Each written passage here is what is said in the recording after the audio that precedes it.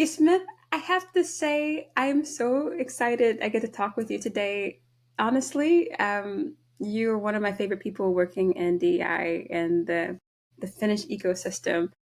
And I love what you bring to the conversations that you're in. So it's not just like insight, but it's also a certain level of just being grounded in reality, and just the context of where you are and the things that you bring in. So thank you for bringing yourself into this conversation. I really appreciate it. Thank you, and thank you for being so kind. I actually also like always speaking with you. It like every time we exit the conversation, I'm like, this is a good place to be at. So this is great. I'm very happy to be here and to be with you. Well, yeah, I think for me, I'm trying to be more conscientious about just having intentional hours of just positive energy in my day, because the work can be a bit heavy sometimes, and the topics can be heavy, and life can. And we're approaching the fall in Finland, and this is where the sunlight starts disappearing, and it could be challenging, like emotionally. So I think you have to really be intentional about what you can try to protect yourself with, and what you can try to add to your day to make sure that there's something that's giving back to you, right? Yes, exactly. And I think that it's actually quite seldom that we stop to think about that. And I think that, well, I don't know how you perceive it, but I think that there is so much pressure on actually having a really good summer. And like everyone is asking, like, what are your summer plans? How was your summer? And then it sort of adds to the stress of actually like having something to do. Yeah. And then the autumn, or I don't know if it happens to everyone. Hopefully it doesn't happen to everyone, but you have done so many things by the summer that in the autumn you're like, okay, now I deserve to rest. It's actually when you have to take on projects again. So I don't know, it just feels a bit silly. And I think that we should be more conscious about actually taking the break. First of all, to not succumb to social pressure and be like, I have to be doing cool stuff in order to have an actual summer. And second, to just take the minute and breathe and prepare for what physically impacts us, most of us, I guess, anyways, which is the darkness, no matter how positive we want to remain. You get sleepy at some point. I can 100% feel the difference between today, which is like an overcast day, and those days where you get that sunshine. You can feel it in your energy. And it's Yeah. something where you need to have. I say people are my artificial sunshine. So I think, having good conversations, that's something that gives me that extra boost that I need. But I mean, everybody has their own thing. I mean, so for you, what's a thing that on the gray days and the hard times, what's the thing that gives you the energy that you need in your day? Yeah, well, actually, today that is a very good question because I think that today, exactly because it's a little bit cloudy and things, I am a little bit lower on energy, and that is something that I recognize in me. It's not surprising, but still is not pleasant all the time. So my plan for today is to rehearse. So I will be playing my instrument by myself. So I usually rehearse on Fridays with some people with whom I play music, but today I will be doing it by myself, which is good for several reasons, and particularly today is just to go to at my own pace to listen to what I want to play. And I also in days like today, I have identified that what helps me is to actually write down a couple of things. So I have a specific notebook for that kind of thoughts. And then I also have like small to-do list, but not a to-do list as in something, that I have to accomplish this, but rather things that I like to do. So for example, when I take the shower, I will use a hair mask or whatever it is really. Like these kinds of little things and pick me ups are usually very useful for me. And then they are also, I'm not also putting the pressure on someone else. It helps a lot that I have a family that are very supportive. So my husband and my children are very supportive of these things. But I try to have these specific things that are like a pick me up for me. that are dependent exclusively on me, so that it doesn't put burden on someone else, but furthermore that I can do it and I will achieve it by myself. And that is actually also the reason why I am playing alone today. I love the intentionality of all this. I love how you've thought through and such, especially in the way you're kind of building in little drops of joy in your day, you know? And I think that's just something that you have to think about. What are those little things that you can give yourself? Yeah. And that's an important thing. So, not the things that you can't control, but things that you can. Mm. For me, actually, I know you said you had the little list and such. For me, actually, I do love my list. I do. Like, I have a list of actually like tasks and things and such. I know people would love these fancy organizational, plans and such, and they use like project management things. Yeah. But for me, I prefer my little itemized list of things, which are broken down by how long I think it would take to do it. So urgency and how long I think it would take to do it. Because some days when you don't have a lot of bandwidth, and some days when you just kind of need to feel some positive momentum, you might need that little micro thing, that little 5 minute task to see that you can do it. And then that gives you energy to take on like the 30-minute thing, or like, the 1 hour thing or something like that. But like having like things broken down to like, oh, this is a 5 minute, a 15 minute, a 30 minute, an hour, a 3 hour kind of thing. It helps you set the expectations. It helps you be able to understand, all right, I think this is going to take this amount. And oftentimes, if I think something's going to take 3 hours, like yesterday, I was like, I was procrastinating. I was stressing out over something. It's going to take me 3 or 4 hours to do. I sat down, I did it in 1 hour. And I was like, That's okay, like cute. I have time for myself now. I earned this Yeah. time. And and it's a beautiful thing. And it also just builds up that track record of success that you can build off of, and I really appreciate, that kind of thing. Sometimes when you look back and think about the things that you've done, you can say, hey, I got this done, this done, this done, this done, this done. Hmm. That means I could probably do the next couple things too. And those are the things that I really appreciate, that the gifts you give yourself in that sense. Yes.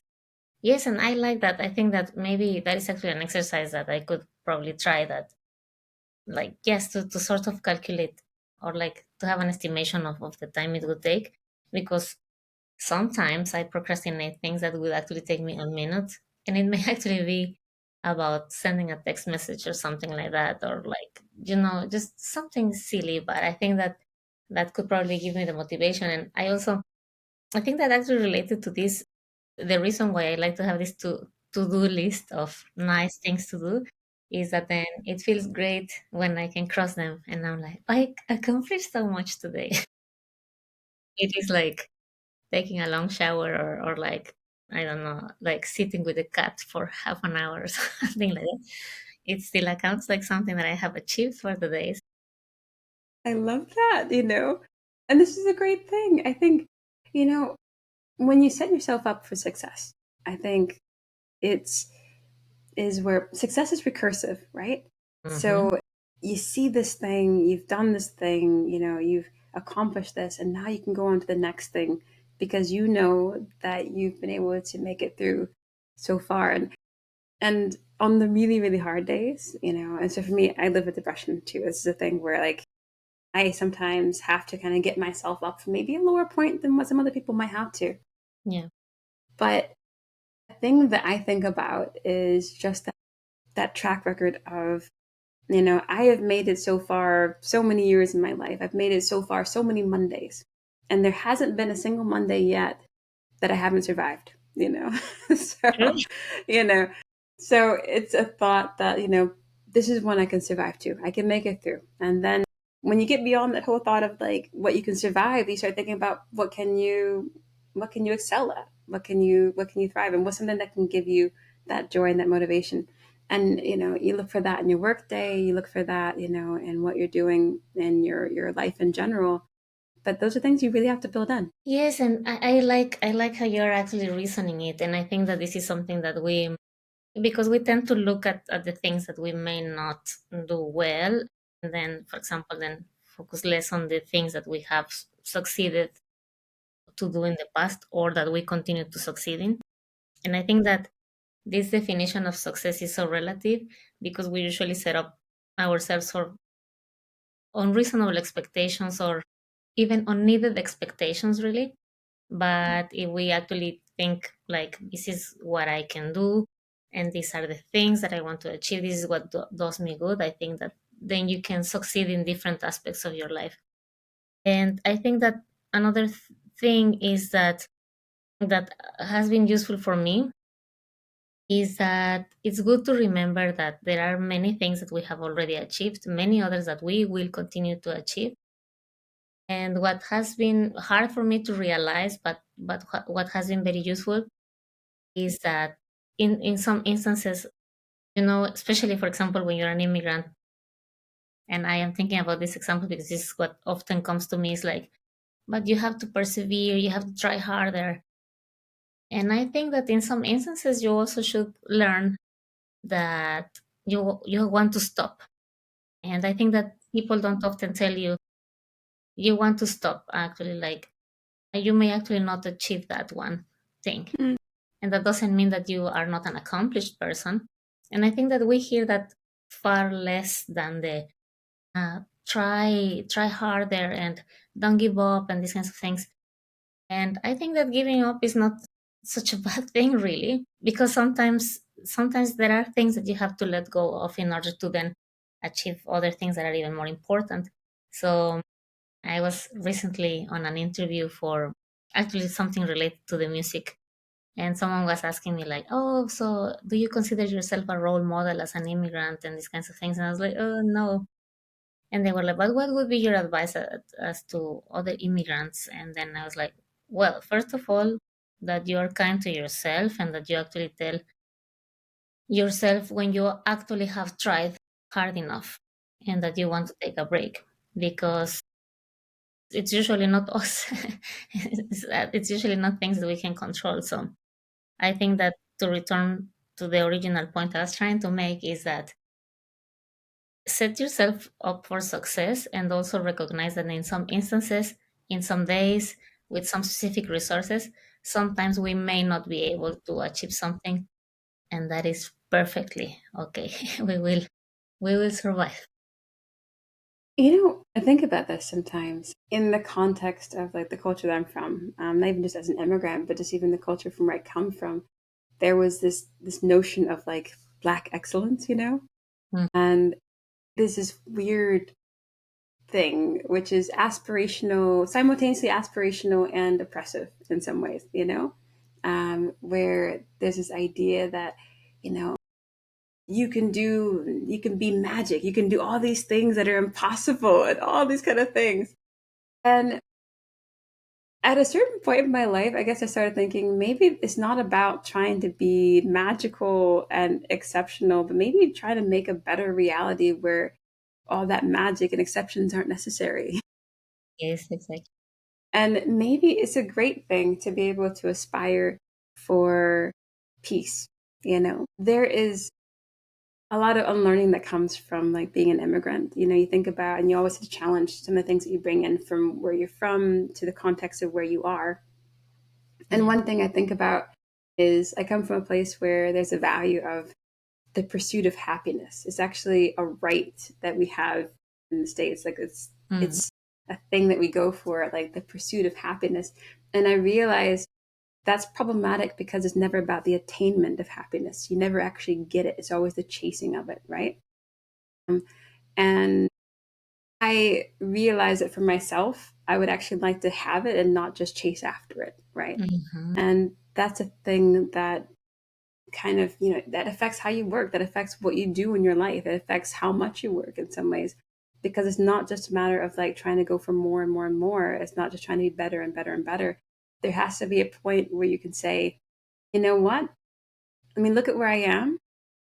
I've done enough. I can rest, And there is something beautiful in this notion of this earned rest. And Yeah. I think I'm absolutely with you on that one, Yesmith, that we can just like, we can understand and assess the points where we can say, you know what, that was enough for now. That's great, And it might be pick something up later. It might be that that's done for good. But the fact is, you have to understand what your contribution is going to be, and if you're satisfied with that contribution, sometimes that's all you got to contribute, and you should be okay with that. So I think learning to be okay with being okay, that's a tricky thing. Yes, and I think that also all these rhetorics around, I don't know, maybe I am very hooked with social media. So a lot of these rhetorics that are around, like how you want to strive for excellence, it doesn't mean, like, as you said, and I don't think I have ever stopped to think about what you just said, that when you're always like running towards something, then it means that you are not able to enjoy what you have. So we are already excellent at something.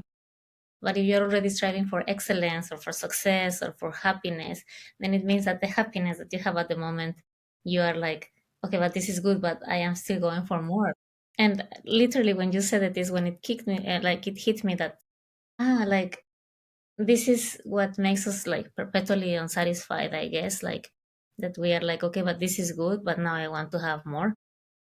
And the other thing is that this rhetorics around like being extraordinary, like my only argument against it is like, of course we all are unique and that should be enough, I think.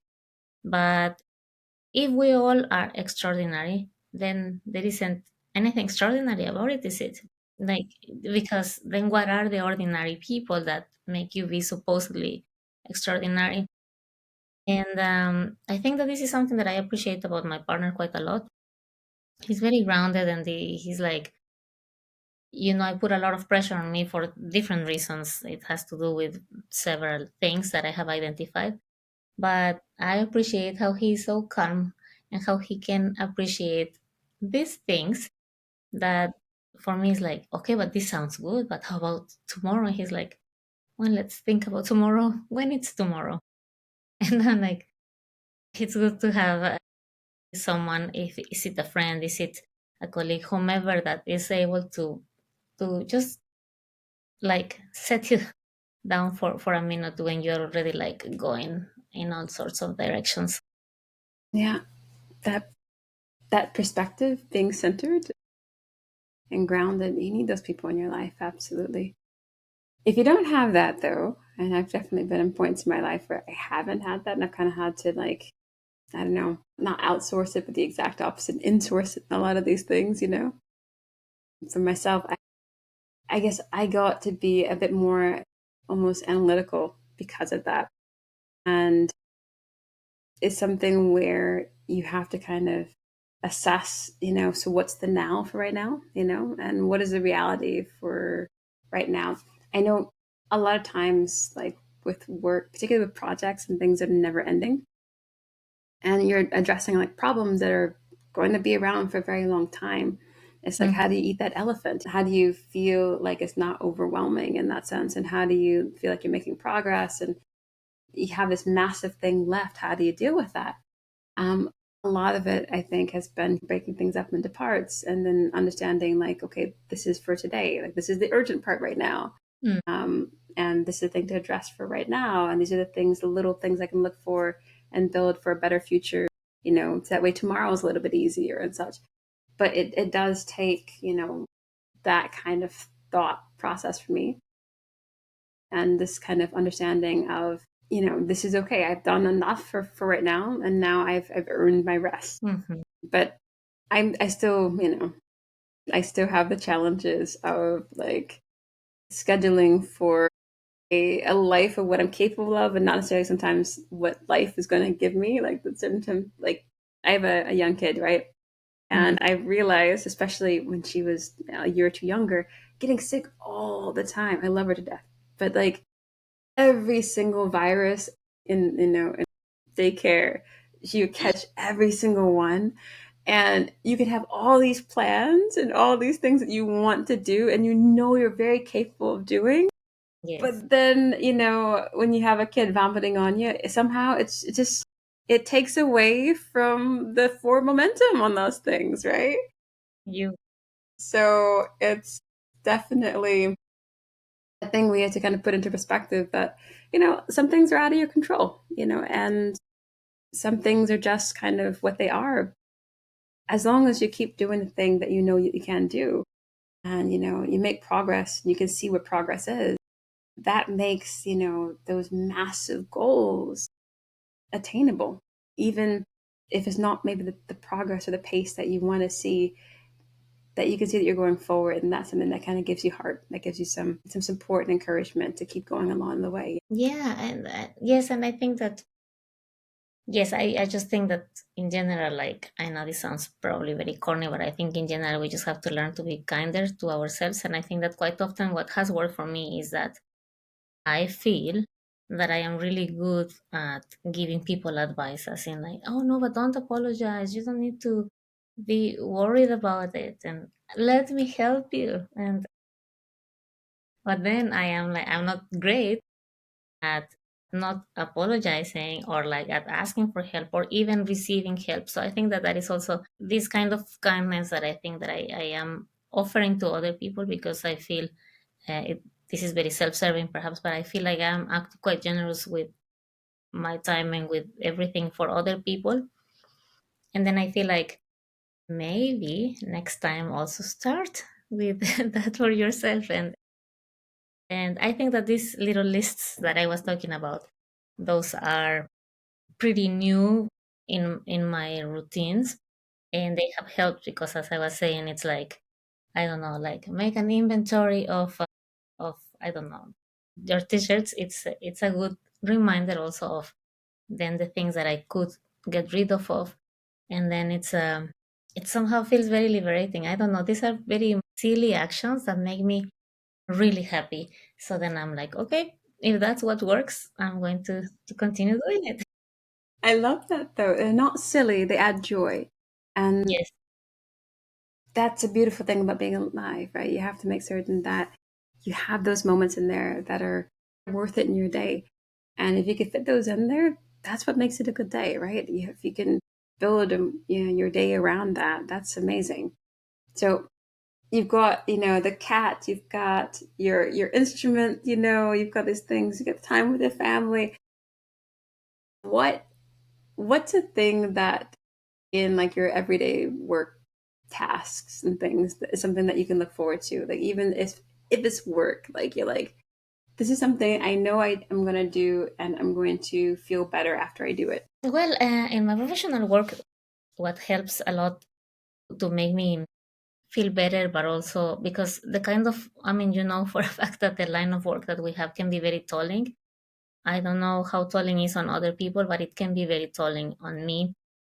And so, first of all, it has helped me to acknowledge which things take energy away from me. And so I have decided that those I can't afford doing. Um, and I think that I have the privilege to actually have a team to whom I can communicate openly that this is where I excel and these are the things that I will do.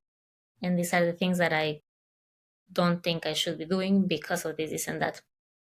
And to me, what gives me like that kind of energy in the workplace is exactly that possibility of being vulnerable about what are the things that I can do and what are the things that I don't do or that I don't want to do.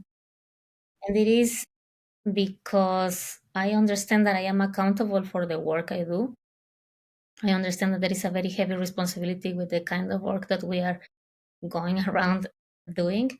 So basically, for me, what has always been very helpful is to be surrounded by the team that I have. I know it sounds very cliche, but my team actually is a group of people that are just very kind and very smart too. So I understand that I don't need to possess all the knowledge. I understand that I don't need to have all the strength because there are other people around me that are happy to help me.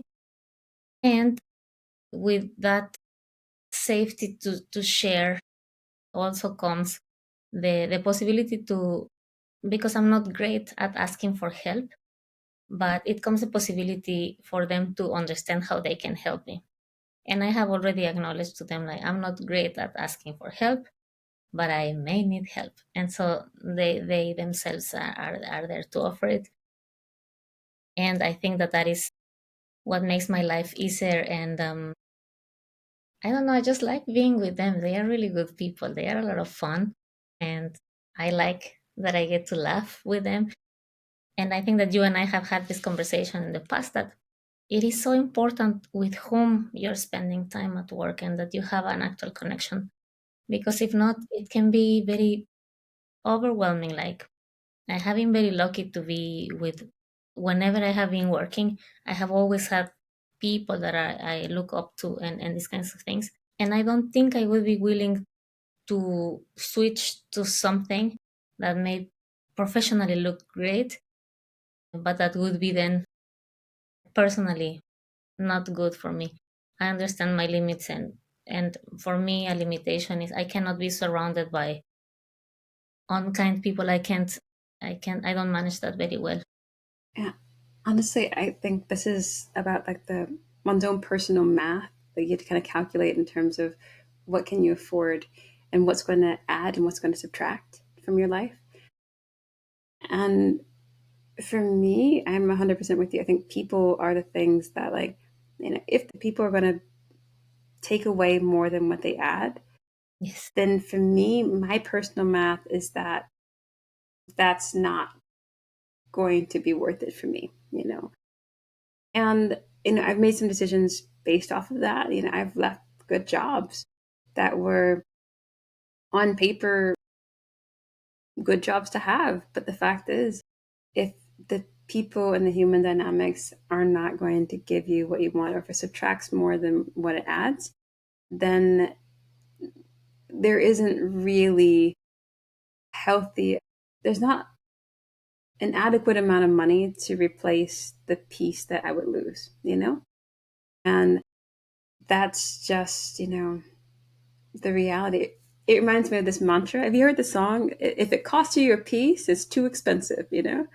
Um, and it's true. It really is Write it because down. you can't buy it back. So, It's true. And I think that there is something very that we quite often undermine about, for example, being stressed or like, for example, I have experienced burnout in the past, and I don't think unless you have experienced it, you may not be able to actually understand what it takes to recover if you recover, um, when you recover. And it takes so much of your, it takes, it takes all of your health. Like the treatment that I had to follow was not only about like a specialist on mental health, but actually I also needed physiotherapy.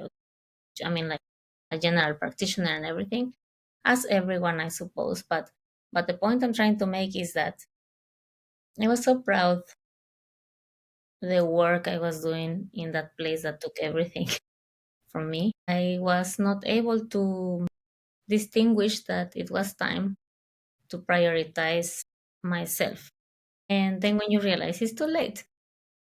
But lesson learned, as I was saying, now I believe I am with the right people for doing a very difficult task. And I don't know that you want to embark on something that is hard as it is with the wrong people. And I have also the possibility of taking a pause when I need it. So I acknowledge that that is a privilege that not all of us have, unfortunately.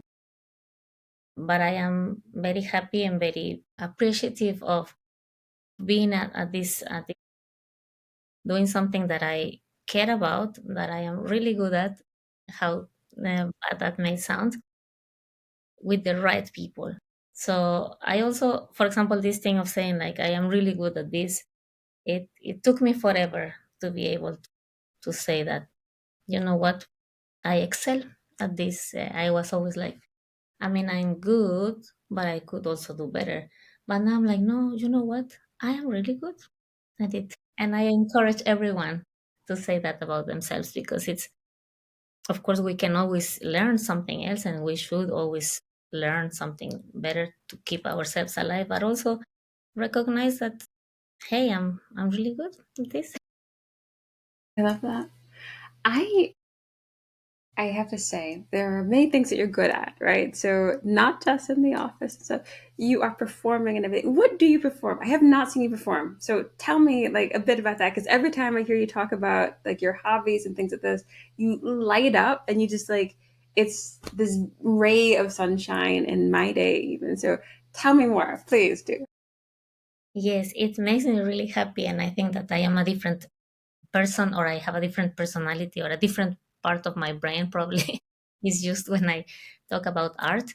So I do a lot of things, and I think that that is the way my brain works.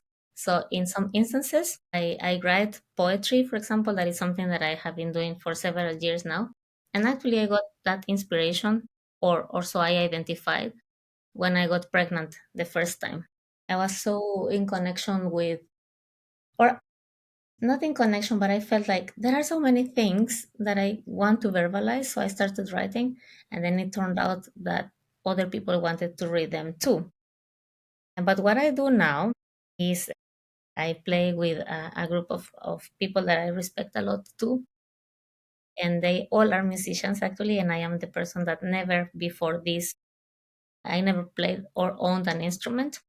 And I played something called jarana. So that is a Mexican instrument that is used for a music called son jarocho. So we play son jarocho. At that, I'm not really good at, and I don't think I will ever be at the point where I say like I'm really good at it. But it makes me so extremely happy that I think I'm doing the right thing. So when I was recently in Mexico, I spent there almost 6 weeks, and I was playing every week, at least twice a week, and I was so happy. And the kids were like, "Mom, you seem so happy here. You have so much energy."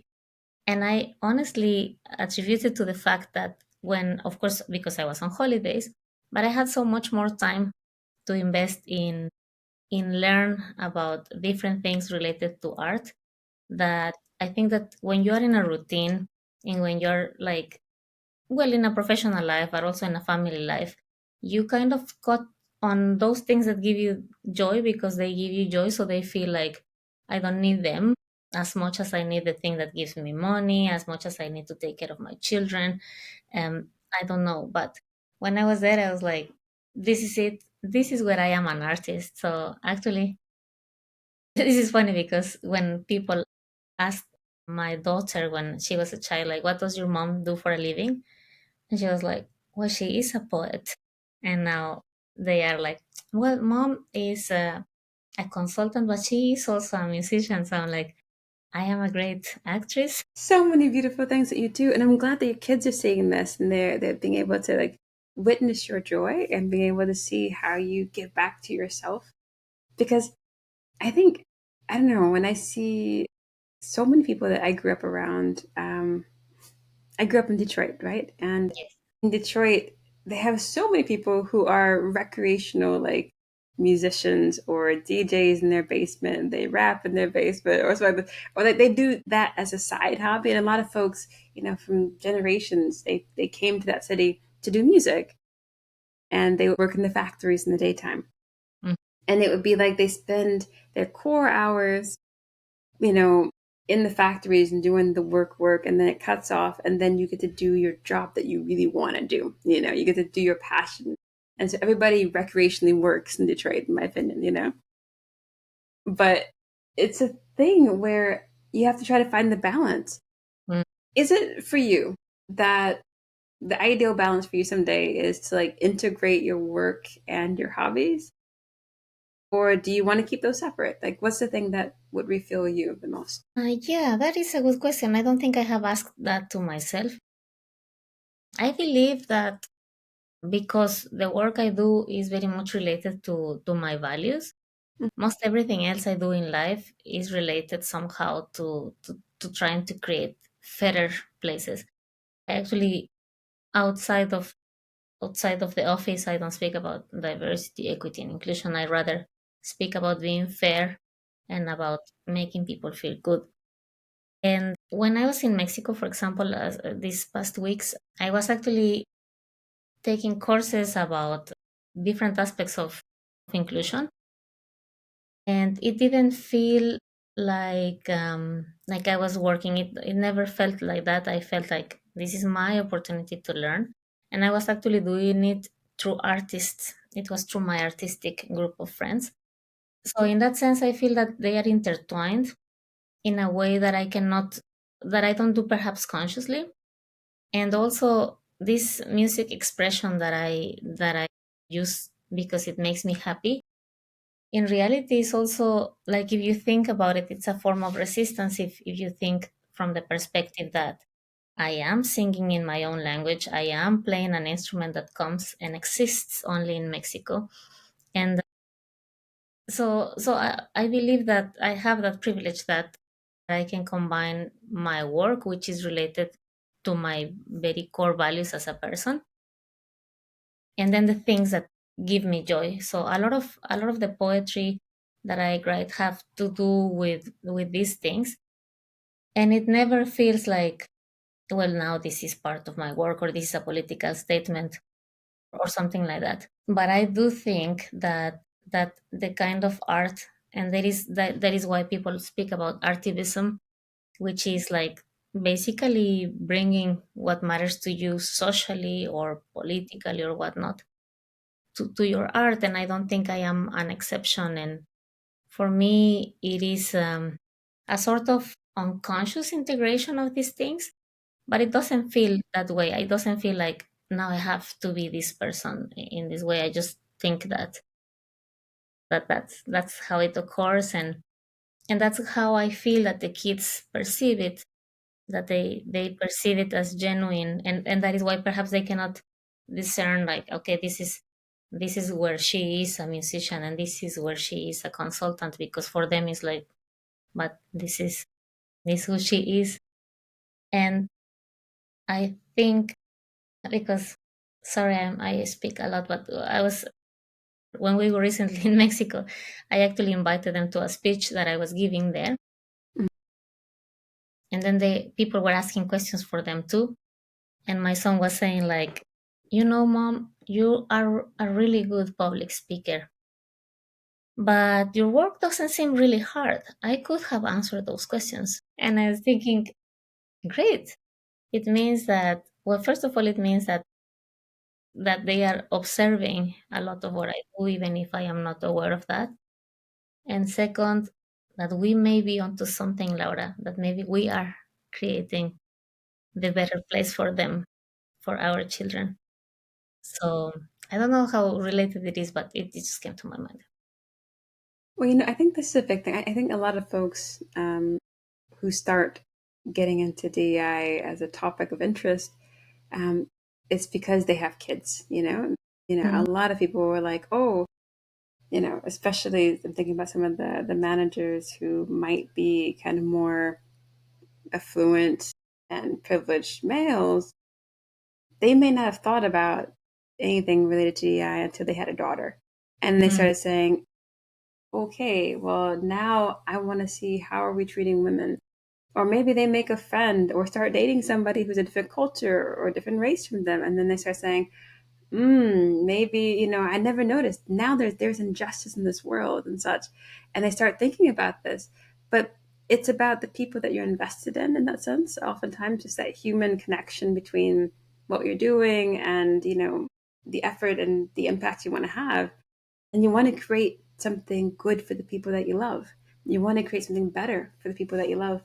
And I think, our biggest accomplishment in the world would be if we can make it such that we love more than just the people that we know. If we can actually care about more than the people that we see, that would make it such a fantastic place, because then we could invest in trying to make it a better place for more people than just the folks that we recognize and Mm. that we're familiar with. I would love that world, and I think, even still, the idea of the kids that we raise and the people that we know, if we can give them something better, that's a beautiful thing. And I really hope, that we can succeed in giving them a better thing than what we've had.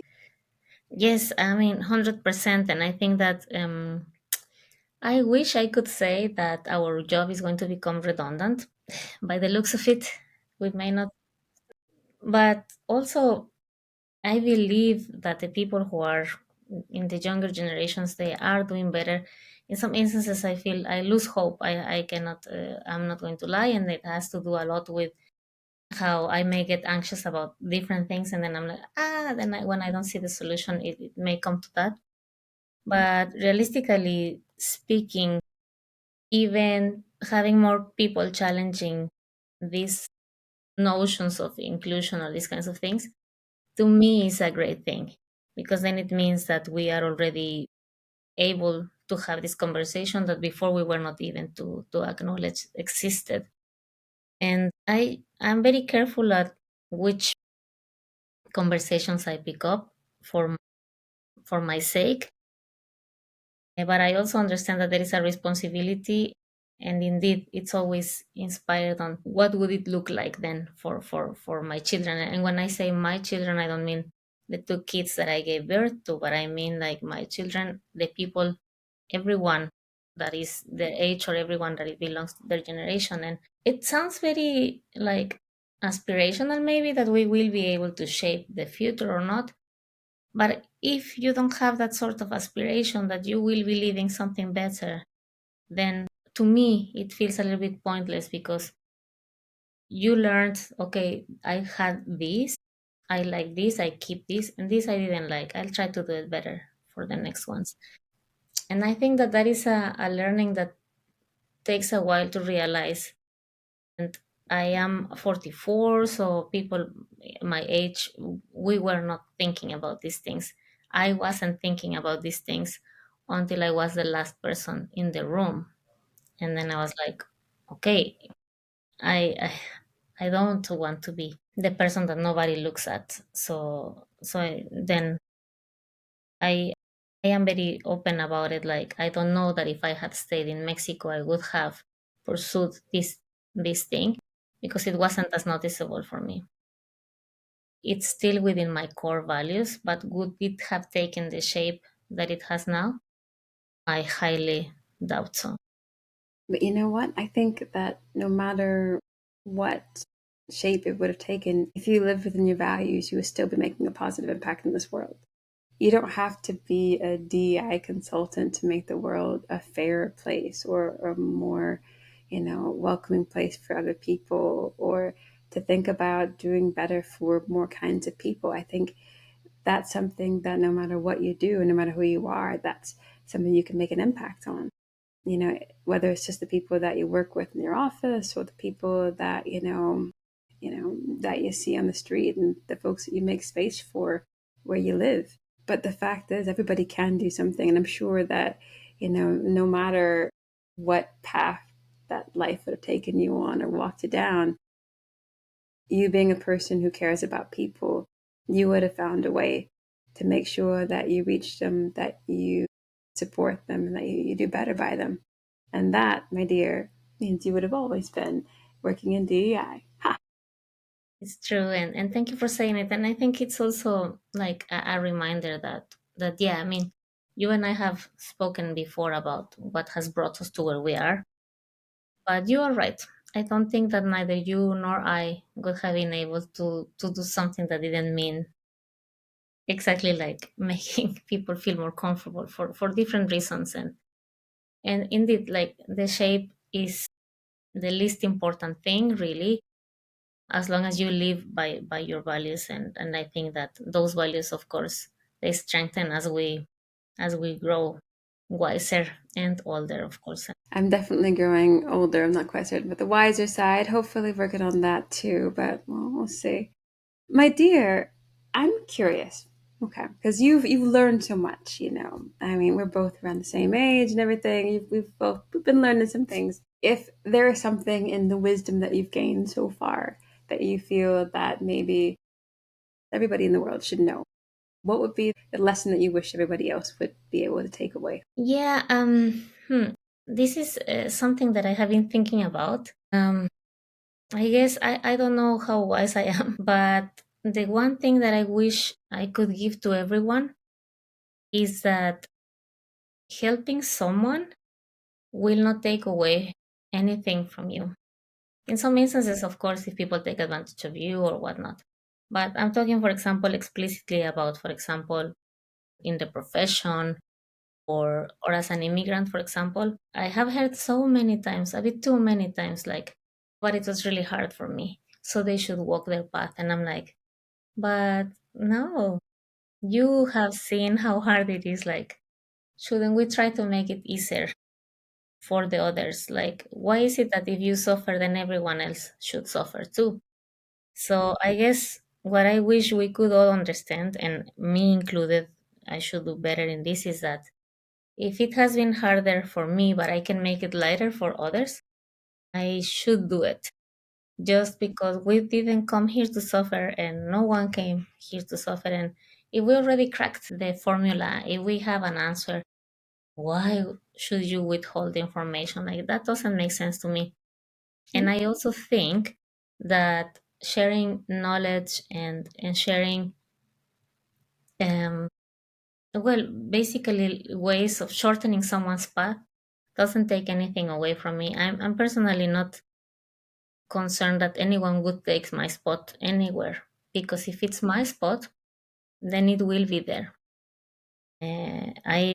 I'm personally not very afraid of whether someone may snatch an opportunity from me or not. If there are more people that are doing things that I care about, I think that should be better. So I guess that to answer the question is, I think that we should be less jealous about whether what the wealth of knowledge and that we have built. I feel like we should be more generous about sharing it. I think it would make everyone's lives easier. And And the other thing that I wish I had learned before is that people don't experience the world the same way I do, and the other way around. So it's like, so you just have to take a minute when you react onto something and just realize that even if it hurts you, even if you don't like something, they probably don't mean ill. I know very few people that would intentionally be like, I'm going to inflict pain into this person. I actually don't think I know anyone.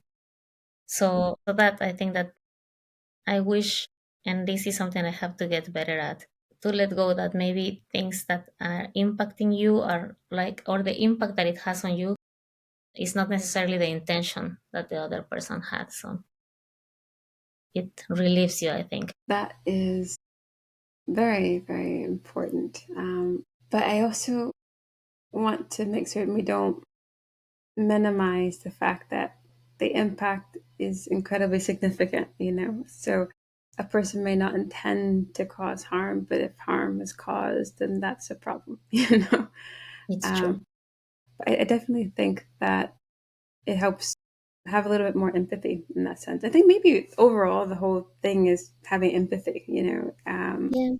in the sense understanding people are going through hard times. If you can make it, you know, put yourself back in that position, can you remember what that was like? Can you make it easier for them? Think about the other person who's trying to find their place. It's not necessarily, you know, trying to take your place, but they're looking for theirs. Can you help them in that way? Yeah, no, understanding when people make mistakes and they, you know, hurt you, or when they do something that's wrong, or this kind of thing. Most likely they weren't trying to do something horrible. Sometimes they are. I'm not gonna lie. Sometimes people also just don't care. Mm, And ambivalence is dangerous and it can hurt, you know. But the fact is, when we can think of people as people, you're one step closer to trying to find a solution to a human problem, right? So yeah. definitely think, you know, you can't go wrong having a little extra empathy in your life. Mm. That is true, but I think that actually what you said about, like, indeed, like the impact that has on someone or on yourself is also something that we want to be aware, whether someone wanted to hurt you or not. If someone hurt you, you should still, I think that maybe this is also something that we want to learn in life, and I wish I had learned it sooner, that you want to walk away from some Yeah. people. And that I learned quite old. And then people don't like it when you have always accepted things, and then you start saying, like, you know what, I don't accept of that attitude, and then you are suddenly not that accessible anymore, you're not such a good friend as you used to be, And it can get very lonely, because then a lot of people, you walk away from people, and some people walk away from you when you're no longer cool. So I wish I had learned that before, because I have always been surrounded by a lot of people, and then suddenly when you go and your circle shrinks dramatically, it's it causes a shock. But I feel that it's good, because then, like, you have the actual people that you want to be with, and you have to walk away from some relationships, from some jobs, from some tasks. And this is, again, to the original point that I was making, like, people make you feel like you're quitting. Yes, I want to quit this thing that I don't like. I refuse to do something I don't like. That should be fine. No, you're not obliged to be in something that's harmful. You're not obliged to be in something that's not good for you. And that's in general in life and also in work and such. A thing that's been really helpful to me is actually not thinking about things in terms of being good or bad. I don't think of people as good or bad or situations as good or bad. I tend to think of them as just like whether they're helpful or harmful as they Mm, currently are. true.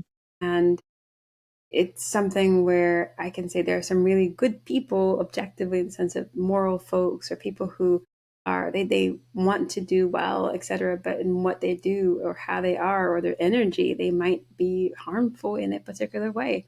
And it's not like to say a judgment on them as like not being actually good, but to say that they're not good for you at that particular point. In the context, it could be a really, really good job in the sense of objectively on paper and such. But if it takes more than it gives, Mm, if it hurts more than it helps, then it's definitely not something that is good for you. And you have to do, your own calculations and you have to figure out if that's something that is what you need in your life. And so, yeah, all for the quitting. If it's something that helps you to be able to quit something that's, not great for you, to give you space for the things that are. So, yes, I'm happy then for all the things that you've left behind that have helped you to get to where you are right now, because I personally think you're a wonderful person. So, thank you for thank you. being that wonderful person that you are. Thank you. You're very kind. And I actually appreciate always when we spend time together, because, well, I like spending time with you because I feel like you're such a transparent person. And I also feel that um, you pick the right things in life. So I look up to you, and I wanted to say that these things that you're saying mean a lot to me. So thank you so much for saying that. Dear, This is quite a pick me up, actually. I feel like I have to correct the record. I don't always pick up the right things, but I will put down the wrong things and I'll try again. I think that's something, it's about learning, it's about trying to do better. And I think I am always going to try to do better. I'm always going to try to see what can be done in a way that's, that suits, the person that I want to be and the values that I have. I hope to be able to encourage people to do the same for their own lives. And you, thank you for being in my life today. And I hope that however your week goes, the next week that comes up and such, that you'll be able to take some of this, you'll be able to look back and, listen to this again. And when you need to have a little more compassion and empathy for yourself, you can remind yourself, like, hey, wasn't there that wonderful consultant who She said sounds good. something about, understanding and empathy and compassion towards people. Be your own consultant, my dear. Yes, this is a very good advice. Like, I will be like, that advice sounded quite sound. I should take it. Exactly. So this is why you're recording yourself, I swear. All right, dear. I I love hope that it. you have a great rest of your day, all right? Yes, same to you. Thank you so much for your time. It was great Thank speaking you, here. dear. Have a great one. We'll talk soon. Ciao. Bye.